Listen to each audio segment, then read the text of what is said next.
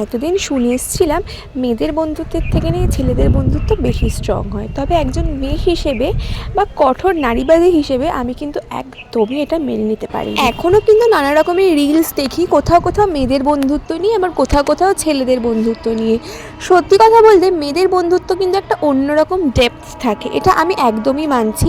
কারণ যখন আমার মেয়ে বন্ধুরা ছিল তখন কিন্তু সত্যি তাদের সাথে আমার কোনো রকম কোনো কথা বলতেই দ্বিধাবোধ হতো না।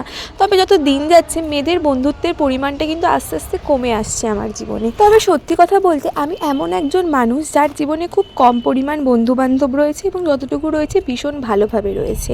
তাই জন্যই মেয়ে বন্ধুর সংখ্যা যখন কমে আসছে জীবন থেকে, তখন কোথাও কোথাও গিয়ে আমি রিলিফও ফিল করছি, আবার কোথাও কোথাও গিয়ে খারাপও লাগছে। যখন দুটি বান্ধবীকে একসাথে হাত ধরে ঘুরতে দেখি তখন কিন্তু আমার সত্যি বড্ড খারাপ লাগে। মনে হয় যদি আমারও এরকম একটা বন্ধু থাকতো তাহলে কতই না ভালো হতো, আমিও তার সাথে সমস্ত রকম মনের কথা শেয়ার করতাম। কিন্তু আবার যখন মনে পড়ে আমার জীবনে থাকা সেই মেয়ে বান্ধবীগুলোর কথা, তখন মনে হয় থাক বাবা, মেয়ে বন্ধুর থেকে ছেলে বন্ধুগুলোই বোধহয় ভালো। কারণ কখন তারা বন্ধু থেকে ভাই আর কখন তারা বন্ধু থেকে দাদা হয়ে ওঠে সেটা বোঝার আগেই কিন্তু তারা আমাদের খুব ক্লোজ হয়ে যায়, এবং তাদেরকে কিন্তু আমরা হারানোর অনেকটা ভয় পাই। হ্যাঁ, রোজ হয়তো তাদের সাথে দেখা হয় না, কিন্তু যখনই দেখা হয় তখনই কিন্তু যে বন্ধুত্বের গভীরতাটা সেটা বোঝা যায়।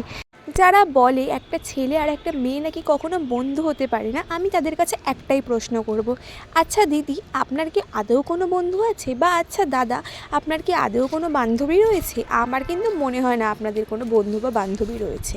কারণ বন্ধু বা বান্ধবী থাকলে আপনাদের মনে কিন্তু এইরকম কোনো প্রশ্নই আসতো না কখনো। আর আপনারা কিন্তু যুগের সাথে তাল মিলিয়ে একটুও এগোতে পারছেন না। আর যুগের সাথে তাল মিলিয়ে যদি একটুও না এগোতে পারেন, দেখবেন যুগ এগিয়ে যাবে, আপনারা কিন্তু পিছনেই রয়ে যাবে। আমার জীবনে এত তিক্ত অভিজ্ঞতা রয়েছে আমার মেয়ে বান্ধবীদের নিয়ে, আমার আর সত্যি মেয়ে বান্ধবীদের পছন্দ হচ্ছে না। যাকেই আমি ক্লোজ করে নিয়েছি বা আপন করে নিয়েছি, সেই কোনো না কোনোভাবে আমাকে ব্যাকস্ট্যাপ করেছে বা পিছনে ছুরি ঢুকিয়ে দিয়েছে। তাই জন্য এখন আর মেয়ে বান্ধবীদের একদমই ভালো লাগে না। কোথাও না কোথাও গিয়ে মনে হয় যে সব মেয়ে বান্ধবী বোধহয় বাজে, কিন্তু আমি জানি সব মানুষ কখনোই বাজে হতে পারে না, কারণ আমি নিজেও একজন মেয়ে। তবে একটা কথা আমার ভীষণ মনে হয় যে আজকের যুগে কিন্তু শুধুমাত্র কোনো বয়ফ্রেন্ড আর গার্লফ্রেন্ডের সম্পর্কে ইউজ করে ছেড়ে দেওয়ার প্রবণতাটা থাকে না, সেটা কোনো বন্ধুত্বের সম্পর্কেও থাকতে পারে। এই যেমন ধরুন, নিজের খারাপ সময় আপনাকে কাছে করে নেবে, আবার যখন নিজের দরকার ফুরিয়ে যাবে এবং নিজের আবার সময় ঘুরে যাবে, তখন আবার আপনাকে দূরে ঠেলে সরিয়ে দেবে। এটাও তো একরকমের ইউজ করাই হলো বলুন।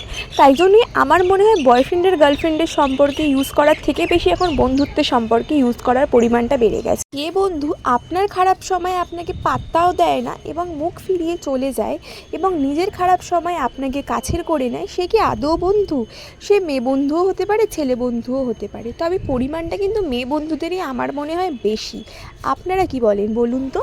তবে আমি এখনও বলছি এবং আগামীতেও বলবো যে সমস্ত মানুষ একদমই একরকম হয় না। হয়তো বন্ধুত্বের দিক থেকে আমার এক্সপিরিয়েন্সটা বেশ তিক্ত হলেও আপনাদের এক্সপিরিয়েন্স কিন্তু একরকমভাবে তিক্ত নাও হতে পারে।